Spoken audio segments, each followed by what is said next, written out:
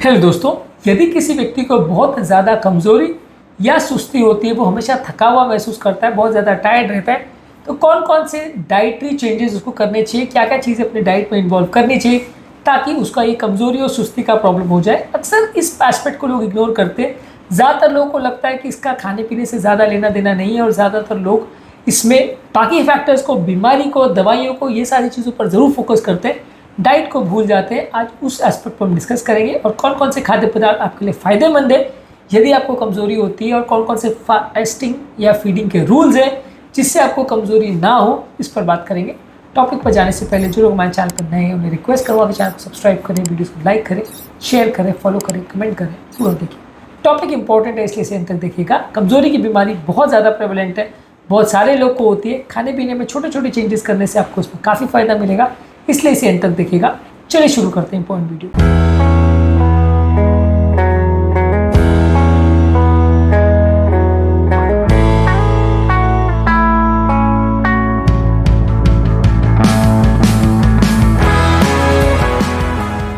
सबसे पहला, आप बैलेंस्ड न्यूट्रिशन लीजिए जिसमें कॉम्प्लेक्स कार्बोहाइड्रेट जैसे whole grains, oats, barley, quinoa, whole wheat bread और होल राइस या ब्राउन राइस, इसको ज़्यादा लीजिए। ये ग्लूकोज लेवल को बहुत ज़्यादा फ्लक्चुएट नहीं करते। जो भी चीज़ आपके ग्लूकोज लेवल में सडन फ्लक्चुएशन करेगी वो आपको बहुत ज़्यादा वीकनेस या कमजोरी का एहसास कराएगी। इसके अलावा दालें हैं, अंकुरित चीज़ें, चने हैं, सोयाबीन है, मटर है, ये सारी चीज़ें इनको ज़्यादा लीजिए। ये आपके एनर्जी लेवल को स्टेबल करते हैं और ओवरऑल आपका कार्बोहाइड्रेट और प्रोटीन का बैलेंस मेंटेन करते हैं। इसके अलावा लीन या फैट फ्री प्रोटीन जैसे चिकन, टर्की, फिश और प्लांट बेस्ड प्रोटीन जैसे टोफू, टेम्पे, सोयाबीन या दालें, अंकुरित चीज़ें, चने, सोयाबीन, मटर, जो भी चीज़ों में प्रोटीन होता है इनको ज़्यादा खाइए। ये प्रोटीन सोर्सेज आपकी एनर्जी लेवल्स को बेटर करते हैं। इसके अलावा हेल्दी फैट जैसे avocados, nuts, seeds, olive oil, इनको लीजिए। और अनहेल्दी फैट जैसे सैचुरेटेड फैट्स, ट्रांस फैट्स को अवॉइड करिए, तो ये आपकी हेल्थ को बेटर करेंगे। इसके अलावा कुछ एनर्जी गिविंग फूड्स होते हैं जैसे स्पिनाच और केल, हरी साग सब्जी, इसमें आयरन और मैग्नीशियम होता है। ये एनर्जी प्रोडक्शन के लिए अच्छा है, इसलिए इनको ज़्यादा खाना चाहिए। बेरीज है जैसे ब्लूबेरी, स्ट्रॉबेरी, रास्पबेरी, ब्लैकबेरी, इसमें एंटीऑक्सीडेंट्स और विटामिन होते हैं और बॉडी के ऑक्सीडेटिव स्ट्रेस को कम करते हैं, ये भी अच्छे हैं। केला इस मामले में अच्छा है, इसमें शुगर, पोटेशियम और विटामिन B6 होता है जो कि हमारी एनर्जी लेवल्स को इंप्रूव करता है और प्रॉपर मसल फंक्शनिंग के लिए अच्छा है। इसके अलावा एग्स ले सकते हैं जो कि कंप्लीट प्रोटीन होता है, इसमें एसेंशियल अमीनो एसिड्स और बी ग्रुप के विटामिन होते हैं जो कि एनर्जी विटामिन के लिए अच्छे हैं। इसके अलावा आप डार्क चॉकलेट ले सकते हैं, इसमें कैफीन और थियोब्रोमिन होता है, तो ये हमारे ओवरऑल मूड को बेटर करता है और फटीग और कमजोरी को बेटर करता है। बहुत ज़्यादा डार्क चॉकलेट भी नहीं लेना चाहिए, बहुत ज़्यादा रेगुलर चॉकलेट भी नहीं लेना चाहिए। डार्क चॉकलेट थोड़ी मात्रा में लेंगे तो फ़ायदा है, बहुत ज़्यादा लेंगे तो ओवर कैलोरी होगा तो वजन बढ़ेगा। इसके अलावा शरीर में विटामिन और मिनरल की पर्याप्त मात्रा होनी चाहिए। इस मामले में आयरन जो कि रेड मीट, पालक, दालें और फोर्टिफाइड सीरियल्स में होता है, ये बॉडी के ऑक्सीजन ट्रांसपोर्ट सिस्टम को बेटर करता है। लो आयरन होने से आपको कमजोरी हो सकती है। बी ग्रुप के विटामिन जो है चने हैं, दाल है, अंकुरित चीज़ें, होल ग्रेन्स है, ओट्स, बार्ली, क्विनोआ, अंडे है, डेयरी प्रोडक्ट्स है, मीट है, हरी साग सब्जी इसमें ज़्यादा होता है। खासकर विटामिन B6 और B12 इनकी मेटाबॉलिज्म में काफ़ी रोल होता है। अगर इनकी कमी होगी तो बॉडी को कमजोरी महसूस होगी। मैग्नीशियम का भी रोल है नट्स, सीड्स, होल ग्रेन्स और हरी साग सब्जी में।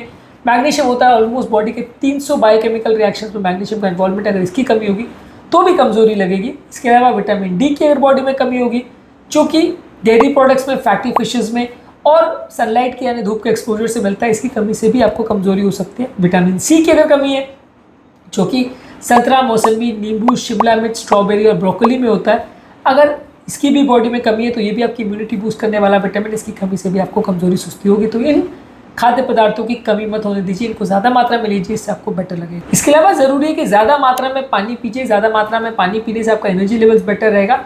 लगभग 2 से 3 लीटर पानी पीना है। इसके अलावा हर्बल टी, ये एक फ्लेवरफुल तरीका है बॉडी का हाइड्रेशन मेंटेन करने का, इनको भी ज़्यादा मात्रा में लीजिए। चाय, कॉफ़ी, अल्कोहल और कोल्ड ड्रिंक, सोडा, ये सारी चीज़ें मत लीजिए, आपके शुगर लेवल्स को फ्लक्चुएट करते हैं और कई बार ये आपके एनर्जी बैलेंस को इस तरह से इन्फ्लुएंस करते हैं, बॉडी को डिहाइड्रेट करते हैं, एनर्जी क्रैश भी करवाते हैं। तो इसकी वजह से आपका ओवरऑल जो कमजोरी लगने का चांस ज़्यादा होगा। हाइड्रेशन प्रॉपर मेंटेन करिए। इसके अलावा खाने के टाइमिंग्स को भी प्रॉपर मेंटेन करिए। दिन भर में 3 से 4 घंटे में आपको खाना है, 3 से 4 मील खाना है। बहुत ज़्यादा देर तक अगर आप खाली पेट रहते हो तो भी कमजोरी लग सकती है। अगर आप इंटेंशनली कर रहे हो और फास्टिंग के लिए कर रहे हो तो अलग चीज़ है। यदि आप अनइंटेंशनली कर रहे हो और लॉन्ग ड्यूरेशन तक खाली पेट रहते हो तो थोड़ी कमजोरी लगेगी, ऑब्वियस बात है। इसके अलावा बीच बीच में कुछ बैलेंस स्नैक्स जैसे हेल्दी कार्बोहाइड्रेट्स, हेल्दी फैट्स और प्रोटीन्स, ये सारी चीज़ें आप ले सकते हैं, जैसे पीनट बटर है, दही है, नट्स है, या कुछ हेल्दी फ्रूट्स है या सैलड्स वगैरह आप ले सकते हो। तो ये थोड़े हेल्दी वे है आपको थोड़ा एनर्जी देने के लिए। और अगर आपको कमज़ोरी का प्रॉब्लम है, बहुत ज़्यादा वीकनेस हो रही है, तो मील्स मत स्किप करिए। खाना मिस करेंगे तो कमज़ोरी होना ऑब्वियस सी बात है। तो इसलिए बहुत ज़्यादा अगर आप फास्टिंग कर रहे हो तो इससे भी थोड़ा कमज़ोरी लगेगी। इसके अलावा जो आप खाना खा रहे हो उसको धीरे धीरे चबा चबा के सोच करके खाइए, और बहुत ज़्यादा ओवर ईटिंग मत करिए। बहुत ज़्यादा ओवर ईटिंग करेंगे तो उससे भी ब्रेन का ब्लड सप्लाई कम होगा और आपको कमज़ोरी महसूस होगी। उससे भी आपको नींद ज़्यादा आएगी और कमज़ोरी या थकान का एहसास होगा। तो ओवर ईटिंग करना और अंडर ईटिंग करना दोनों से ही ऐसा होगा, नॉर्मल बैलेंस डाइट लेने से फ़ायदा ज़्यादा होगा। इसके अलावा कुछ एनर्जी डिप्लीटिंग सब्सटेंसेस है, जैसे रिफाइंड शुगर्स है, प्रोसेस फूड्स है, ये सारी चीज़ें आपकी एनर्जी को कम करती है। बहुत ज़्यादा चाय कॉफ़ी अगर आप लेते हो तो ये भी आपकी एनर्जी को डिप्लीट करता है। 1 से 2 से ज़्यादा कप नहीं होना चाहिए। बहुत ज़्यादा मात्रा में अल्कोहल लेने से आपका नींद भी कॉम्प्रोमाइज़ होती है, हेल्थ कॉम्प्रोमाइज़ होती है, इसकी वजह से भी कमज़ोरी सुस्ती का एहसास हो सकता है। इसके अलावा कुछ हर्बल टी जैसे जिनसिंग और पेपरमिंट की चाय ले सकते हैं। ये आपकी एनर्जी लेवल्स को बूस्ट करते हैं और कमजोरी का एहसास को कम करते हैं, तो इनको भी ज़्यादा मात्रा में ले सकते हैं। इसके अलावा कुछ एडेप्टोजेनिक हर्ब्स आते हैं जैसे अश्वगंधा और रोडियोला रोजिया।